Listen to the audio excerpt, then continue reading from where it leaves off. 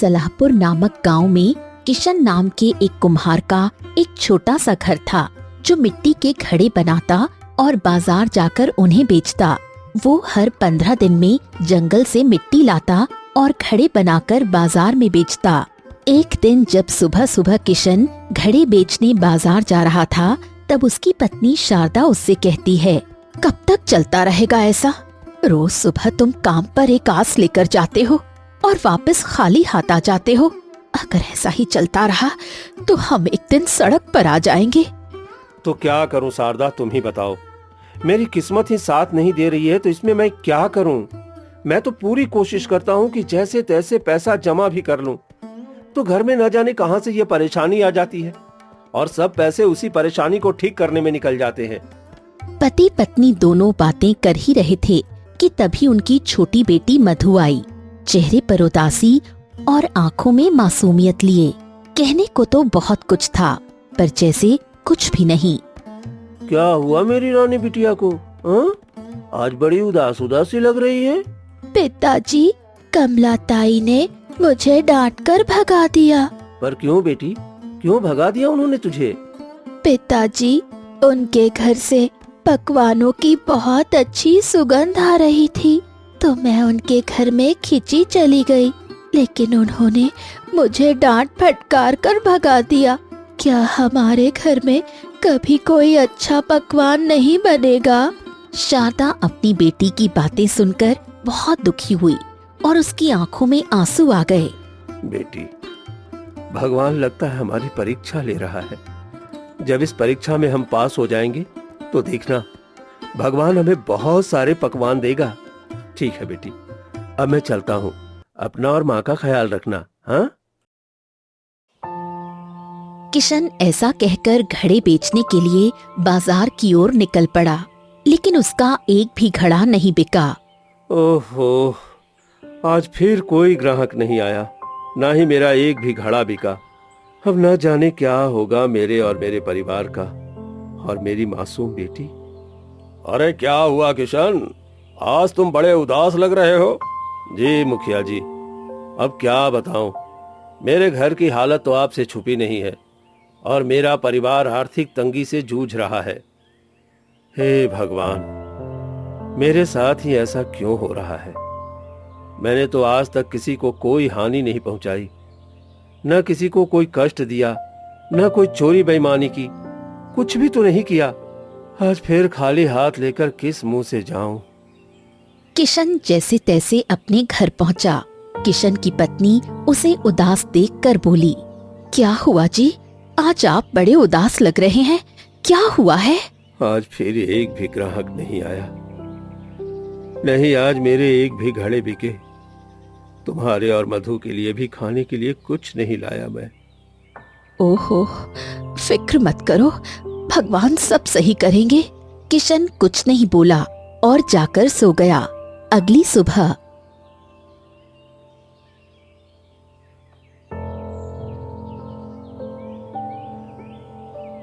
सुनिए जी, आज तो कुछ भी नहीं है खाने के लिए, अब हम क्या करें? आप एक काम क्यों नहीं करते, जाकर किसी से कुछ पैसे उधार ले लीजिए।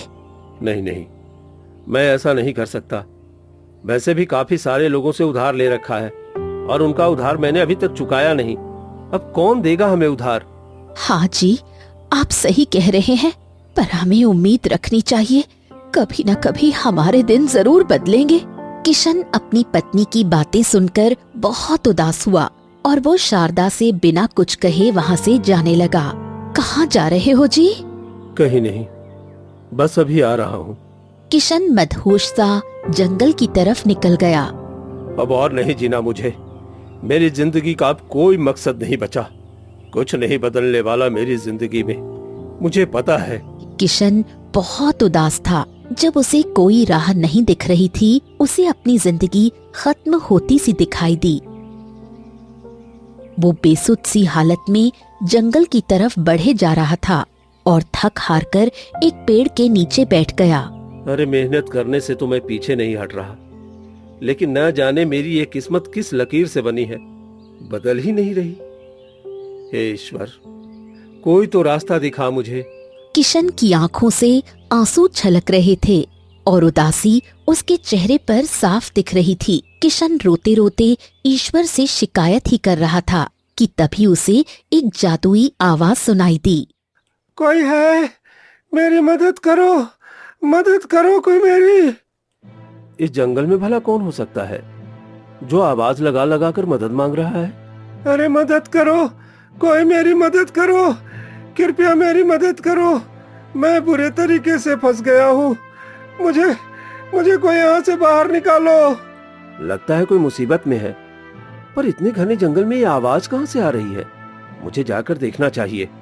किशन घबराया हुआ उस आवाज के पीछे पीछे गया और आसपास देखने लगा। ये आवाज उस दिशा से आ रही है, पर ये तो और भी घना जंगल लग रहा है। कहीं कोई जानवर हुआ तो? नहीं, जानवर ऐसी आवाज नहीं लगा सकता और नहीं मदद मांग सकता है। पर कौन हो सकता है? मुझे जाकर देखना चाहिए। अरे कोई मदद करो मेरी, मैं परेशानी में हूँ। पर यह आवाज तो किसी इंसान की लग रही है, मुझे उसकी मदद करनी ही होगी। न जाने कौन है जो बेचारा मुसीबत में है। किशन बड़े बड़े कदमों से घने जंगल की ओर बढ़ रहा था। कुछ दूर चलने पर उसे एक बाबा दिखाई दिए जो जमीन पर पड़े पड़े करहा रहे थे। अरे बाबा, आप कौन हैं? आपको तो बहुत सारी चोट आई है, क्या हुआ है आपको? क्या किसी जानवर ने आपको चोट पहुंचाई है? बेटा, मैं यहाँ बहुत समय से पड़ा हुआ हूँ, मेरे शरीर में बड़े बड़े घाव हैं, मुझसे न उठते बन रहा है न चलते। क्या तुम मेरी मदद करोगे? मैं आपकी मदद करने ही आया हूँ बाबा, चलिए उठिए। बेटे, मुझे अगर थोड़ा सा पानी मिल जाए तो शरीर में ताकत आ जाएगी, प्यास से गला सूखा जा रहा है। बाबा, इस घने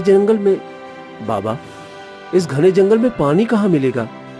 यहाँ तो दूर दूर तक पानी नजर नहीं आ रहा है। बेटे, यहाँ से कुछ ही दूरी पर एक झील है, जो एक बहुत पवित्र झील है। उसका पानी अगर मुझे मिल जाए तो मैं बिल्कुल ठीक हो जाऊंगा। ठीक है बाबा, फिर मैं उस झील से अभी आपके लिए पानी लेकर आता हूँ, आप मेरा यहीं इंतजार करना। बेटा रुको, उस झील से पानी लाना इतना आसान नहीं है जितना तुम समझ रहे हो। मतलब बाबा, उस झील से पानी लाना आसान क्यों नहीं है? आपको प्यास लगी है और इस जंगल में वही एक झील है। बेटे, उस झील में एक राक्षस रहता है जो उस झील की रक्षा करता है। तुम्हें उससे बचकर मेरे लिए पानी लाना होगा। अगर तुम उस झील से मेरे लिए पानी ले आओगे तो मैं तुम्हारे सारे कष्ट दूर कर दूंगा और तुम्हारी किस्मत भी बदल दूंगा। बाबा, मेरा पहला कर्तव्य आपकी प्यास बुझाना है और आपको दर्द से मुक्त कराना है। आप फिक्र मत करो, मैं इस झील से पानी जरूर लाऊंगा, इसमें चाहे मेरी जान ही क्यों न चली जाए। बेटे, उस पेड़ के नीचे घड़ा पड़ा है, जाकर उस घड़े को ले ले। ठीक है बाबा, मैं उस घड़े को लेकर अभी उस झील का पानी ले आता हूँ। थका हारा किशन झील की तरफ चल पड़ा और थोड़ी ही देर में झील के पास पहुँचा। लगता है बाबा इसी झील की बात कर रहे थे, पर यहाँ तो मुझे कोई राक्षस नजर नहीं आ रहा। लगता है यहाँ कोई राक्षस नहीं है, मैं जल्दी से यहाँ से पानी भर लेता हूँ। किशन जैसे ही झील में घड़ा डालकर पानी निकालता है, उस झील से अचानक एक बड़ा राक्षस निकलता है। कौन है तू? तेरी हिम्मत कैसे हुई मेरी झील का पानी लेने का? क्या तू नहीं जानता कि ये झील श्रापित है? इस झील से कोई भी पानी नहीं ले सकता। मुझे माफ कीजिएगा, पर मेरा इस झील से पानी लेना बहुत जरूरी है। एक बाबा बड़ी परेशानी में है, मुझे उनको पानी पिलाना है। अगर उन्हें समय पर पानी नहीं मिला तो वो मर जाएंगे। तुझे क्या लगता है तो इतनी आसानी से इस झील से पानी ले लेगा? ये बहाने तो किसी और को बताना। परेशानी से ही सही, कैसे भी, पर मुझे इस झील का थोड़ा सा पानी दे दीजिए। वहाँ बाबा बहुत परेशान हैं। नहीं, यहाँ से पानी ले जाना इतना आसान काम नहीं है। फिर आप ही मुझे बताइए कि मुझे क्या करना होगा जिससे मुझे इस झील का थोड़ा सा पानी मिल जाए। तुम्हें यहाँ से पानी ले जाने को मिलेगा, लेकिन जब तुम मेरे एक प्रश्न का जवाब दोगे, तुझे मेरी एक पहेली का जवाब देना होगा। अगर तूने उस पहेली का जवाब सही दिया तो तू इस झील का पानी ले जा सकता है, लेकिन अगर तुझे मेरी पहेली का जवाब गलत दिया तो तुझे जीवन भर के लिए मेरी गुलामी करनी होगी और इसी झील में रहकर अपना जीवन व्यतीत करना होगा। मैंने बाबा से वादा किया है कि मैं पानी लाऊंगा, और अगर मैं इस राक्षस की पहेली का जवाब नहीं दे पाया तो मेरी बेटी और पत्नी का क्या होगा। हे प्रभु, कैसी विकट समस्या आन पड़ी है मेरे जीवन में। क्या सोच रहा है इंसान? जल्दी बता, तुझे इस झील का पानी लेना है या नहीं? ठीक है, मुझे मंजूर है। मैं बिना पानी लिए यहाँ से नहीं जाऊंगा। मैंने बाबा से वादा किया है। ठीक है, फिर मेरी गुलामी के लिए तैयार हो जा। बता मेरी पहेली का जवाब। ऐसी क्या चीज है जिसे करने से भाग्य का लिखा भी बदल सकता है? भरोसा। वाह, तुम एक बहुत अच्छे इंसान हो, और पहले इंसान भी जिसने मेरी पहेली का सही जवाब दिया है। इससे पहले यहाँ जितने भी आए, किसी ने मेरी पहेली का सही जवाब नहीं दिया। मैं तुमसे बहुत खुश हूँ। जाओ, तुम्हें इस झील का जितना भी पानी ले जाना है ले जाओ। किशन अपने घड़े में झील का पानी भरता है और बाबा की ओर निकल पड़ता है। बाबा, लीजिए, पानी पी लीजिए। बाबा ने पानी पिया, जिससे उनका शरीर एकदम स्वस्थ हो गया। बेटा, तुम सच में एक नेक दिल इंसान हो। आज तुमने उस झील से पानी लाकर साबित कर दिया कि उस झील में भले ही एक भयानक राक्षस रहता हो, लेकिन वो साफ और नेक दिल इंसान को पहचानता है। बेटा, मैं यहाँ लोगों की परीक्षा लेता हूँ और उन्हें उस झील पर भेजता हूँ, लेकिन आज तक किसी ने भी इस परीक्षा को पास नहीं किया। बेटा, तुम पहले इंसान हो जिसने इस परीक्षा को पास किया और मेरे लिए पानी लेकर आए। बाबा आंख बंद करते हैं और कुछ मंत्र पढ़ते हैं। तभी वहाँ रंग बिरंगी रोशनी से एक हिरण प्रकट होता है। बेटा, तुमने मेरी मदद की है, इसलिए मैं तुम्हें ये हिरण भेंट कर रहा हूँ। पर बाबा, मैं तो एक बहुत ही गरीब आदमी हूँ। खुद के खाने के लाले पड़े रहते हैं। मैं इस हिरण को कैसे खिलाऊंगा, आप ही बताइए। बेटे, इसे अपने घर ले जाओ और अपने बेटे की तरह पालो इसे।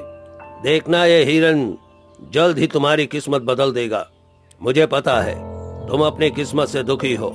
तुम एक मेहनती इंसान हो, लालच तुमसे दूर है, इसलिए मैं ये हिरण तुम्हें दे रहा हूँ। इसे एक बच्चे की तरह पालो, फिर देखना ये तुम्हारी किस्मत कैसे पलटता है। किशन उस हिरण को अपने साथ अपने घर ले आता है, जिसे देख उसकी पत्नी उससे कई सवाल करने लगी। अजी, ये हिरण कहाँ से ले आए आप?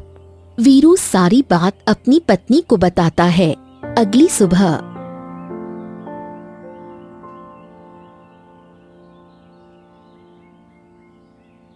बेरो, ओ बेरो, अरे कहाँ गया? बाहर तो आना जरा। अरे सेठ जी, आप मेरे यहाँ? आपको भला मेरे से क्या काम आन पड़ा है जो आप इस गरीब के घर तक चलकर आए? अरे वो क्या है ना कि कल मैंने तुम्हारी लड़की को एक बहुत ही सुंदर हिरण के साथ देखा था। वो हिरण बहुत सुंदर लगा मुझे। हाँ, अब मैंने ऐसा सुंदर हिरण अपनी जिंदगी में आज तक नहीं देखा। उसकी आंखें किसी मोती की तरह चमक रही थी। क्या तुम मुझे वो सुंदर हिरण दोगे? मैं तुम्हें उसकी मुंह मांगी कीमत दूंगा। नहीं, मैं अपने हिरण को किसी को भी नहीं दे सकता। वो सिर्फ एक हिरण नहीं है, बल्कि मेरे परिवार का हिस्सा है। मेरे परिवार का वो एक सदस्य है। तुझे मैं मुंह मांगी कीमत देने को तैयार हूँ। देख, मुझे जानवर पालने का बड़ा शौक है। तो मुझे वो हिरण दे दे, मैं उसे सोने के पिंजड़े में रखूंगा। हाँ, मैंने एक बार कह दिया ना, मैं अपने हिरण को किसी को नहीं दूंगा। तुम अब जाओ यहाँ से। सेठ के बहुत कहने पर भी किशन उसे हिरण नहीं देता, जिससे सेठ जी गुस्सा होकर चले जाते हैं। अरे, ये क्या किया आपने? वो सेठ हमें मुंह मांगी कीमत दे रहा था और तुमने क्या किया? हमारी हालत सुधर जाती। क्या तुम नहीं चाहते हम भी अच्छी खासी जिंदगी जिए? क्या तुम चाहते हो हम ऐसे ही गरीबी में दिन काटे? एक बात का जवाब दोगी शारदा? वो क्या भला? तुम्हें कोई मुंहमांगी कीमत देगा तो तुम अपने बच्चे को उसे बेच दोगी? आप ये क्या कह रहे हैं? पागल तो नहीं हो गए आप? मैं भला अपने बच्चे को क्यों बेचूंगी? हाँ, बिल्कुल सही। कोई भी अपने बच्चे को मुंहमांगी कीमत में नहीं बेचेगा। आप कहना क्या चाहते हैं? तुम्हें तो मैंने हर चीज बताई है ना शारदा, कि मुझे ये हिरण किसने दिया, कैसे आया मेरे पास। हाँ, वो एक बाबा ने। बिल्कुल सही। और तुम्हें मैंने ये भी बताया था कि उन्होंने मुझे ये हिरण देते समय क्या कहा था। इसका एक बच्चे जैसा ख्याल रखना। अब तुम ही बताओ, कैसे अपने इस बच्चे को किसी को मुंहमांगी कीमत में बेच दूं? मुझे माफ कर दीजिए जी, आप सही कह रहे हैं, मैं गलत हूँ। वहीं दूसरी ओर उसी राज्य के राजा का बेटा किसी बीमारी से पीड़ित था। उसे न जाने कौन सी बीमारी थी। राजा रानी दोनों बहुत परेशान थे। उन्हें अपने बेटे की चिंता खाए जा रही थी। बेटे की सांसें भी दिन ब दिन धीमी होती जा रही थी। समझ में नहीं आता कि क्या करूं, कहां जाऊं। कोई उपाय हो तो वो करूं, लेकिन यहाँ तो मुझे कोई उपाय भी नजर नहीं आता। मैंने तो सारे वैद्य को भी दिखा लिया, पर न जाने क्या बीमारी है मेरे बच्चे को। महाराज, आपके बेटे की बीमारी कोई साधारण बीमारी नहीं है। उन्हें बहुत ही खतरनाक बीमारी है, जिसका इलाज आसानी से मिल पाना असंभव है। तो फिर क्या है इसका इलाज वैद्य जी? आप ही बताइए। अगर मेरे बेटे को कुछ हो गया तो मैं भी जीवित नहीं रह पाऊंगा, मैं भी मर जाऊंगा। महाराज, आप ऐसी बातें क्यों कर रहे हैं? आपके ऊपर बहुत बड़ा दायित्व है, इस राज्य की जनता का। अगर आप ही हार मान जाएंगे तो इस राज्य के लोगों का क्या होगा? वैद्य जी, मैं अपने बेटे की ऐसी हालत और नहीं देख पा रहा। आप बस मुझे इसका इलाज बता दीजिए। अगर जिसने भी मेरे बेटे को ठीक कर दिया, मैं अपना आधा राज्य उसे दे दूंगा। बस एक बार कोई मेरे बेटे को ठीक कर दे। एक उपाय है महाराज। क्या? सच में? जल्दी बताओ मुझे, जल्दी बताओ।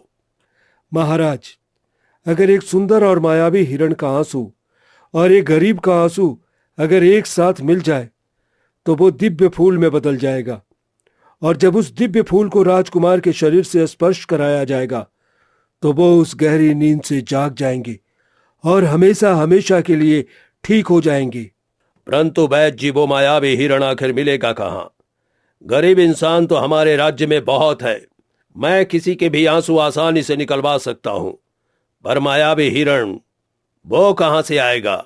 नहीं महाराज, नहीं, ऐसा घोर अनर्थ मत करिएगा। आपने किसी भी गरीब को रुलाया तो उसका उल्टा असर पड़ेगा। फिर? एक सच्चे गरीब आदमी के आंसू ही राजकुमार को ठीक कर सकते हैं महाराज। वैद्य जी, क्या आपको पता है ऐसा सच्चा गरीब इंसान और वो मायावी हिरण मुझे कहाँ मिलेगा? जी महाराज, मैं अपनी शक्ति से देख सकता हूँ कि वो मायावी हिरण कहाँ है इस वक्त। फिर बताइए मुझे, वो मायावी हिरण मुझे कहाँ मिलेगा? धर्मपुर राज्य में एक किशन नाम का लकड़हारा रहता है, उसी के पास है वो मायावी हिरण। ठीक है, फिर हम अभी इसी वक्त उस लकड़हारे के पास जाते हैं और उससे वो मायावी हिरण ले आते हैं। राजा अपने मंत्री और सैनिकों सहित धर्मपुर राज्य के लिए निकल पड़ा और वीरू के घर पहुंचा। राजा के मन में खुशी तो थी ही, साथ ही एक चिंता भी थी। कुछ ही देर में राजा धर्मपुर पहुंच गए। तभी वहां सरपंच की नजर राजा पर पड़ी। अरे महाराज, आप हमारे गांव, धन्य है हमारे भाग्य जो आप हमारे गांव में पधारे। अच्छा, एक बात बताओ, तुम्हारे गांव में कोई लकड़हारा है क्या जिसके पास सुंदर हिरण है? जी महाराज, किशन नाम है उसका। उसके पास न जाने कहां से एक मायावी और सुंदर हिरण आ गया है।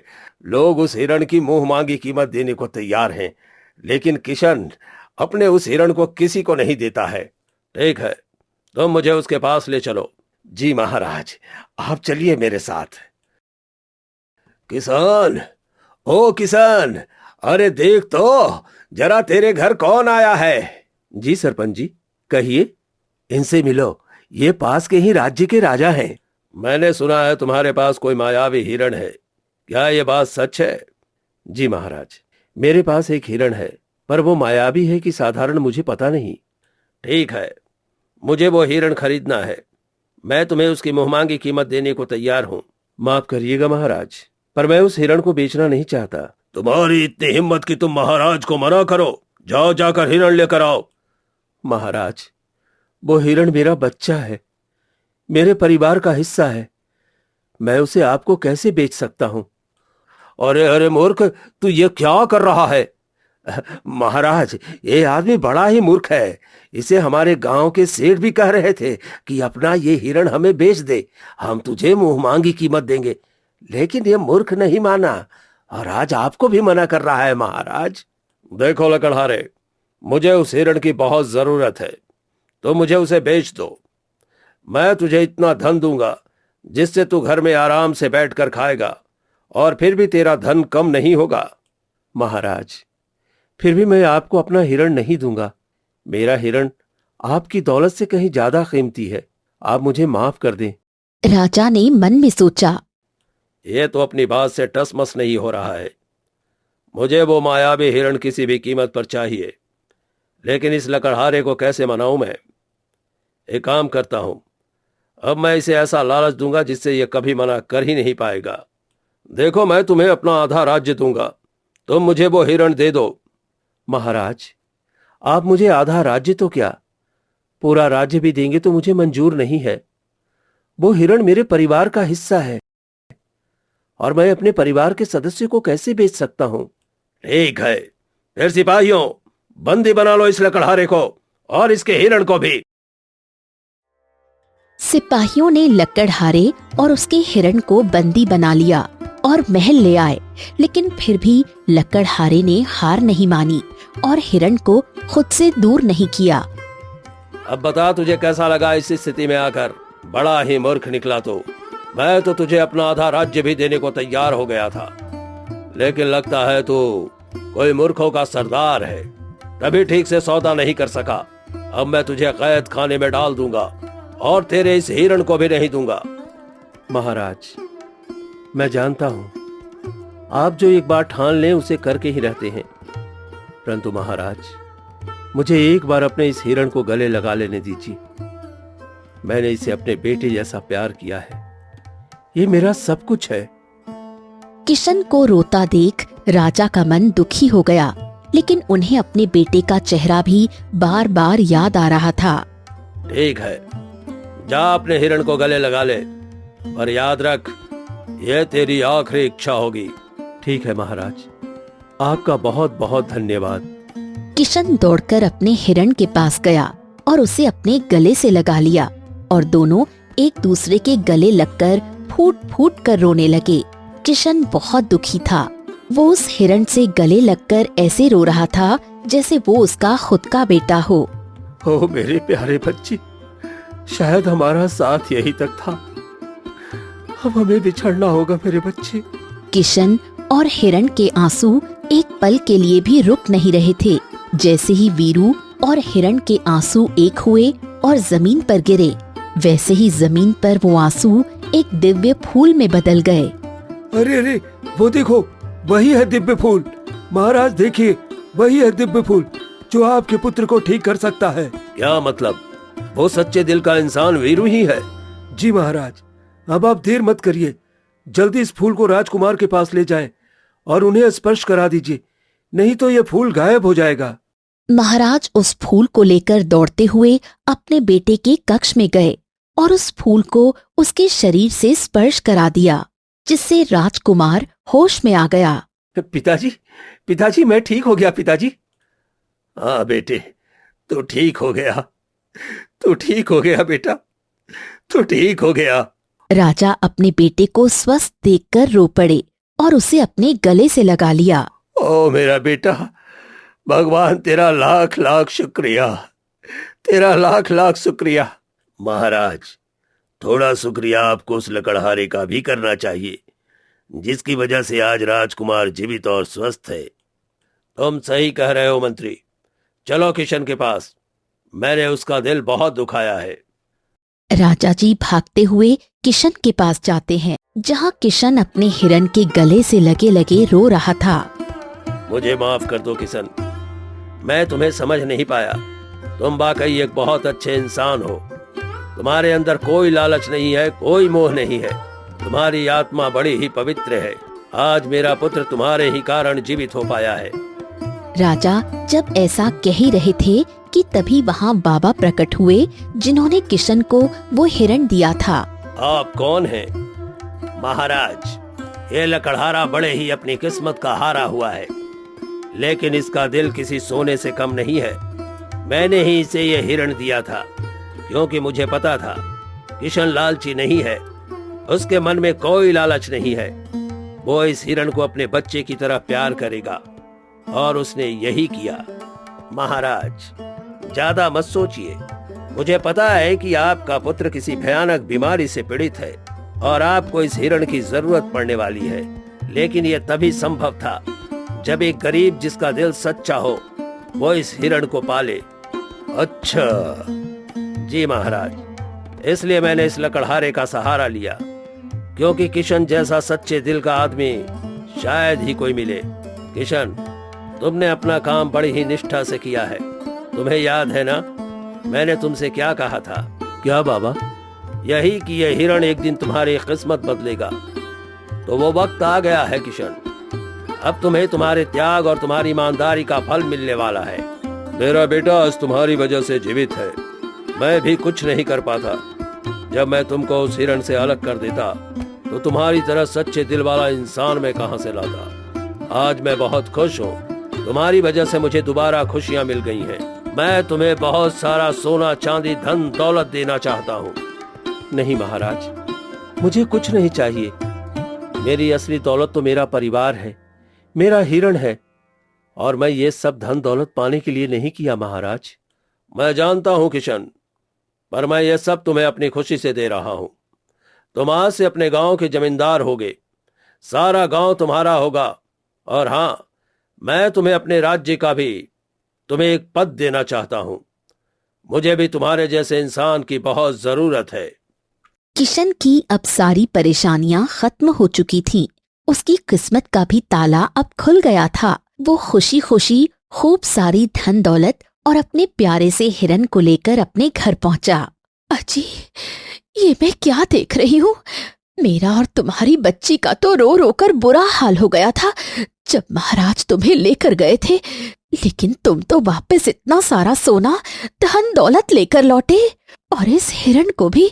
मुझे तो विश्वास ही नहीं हो रहा।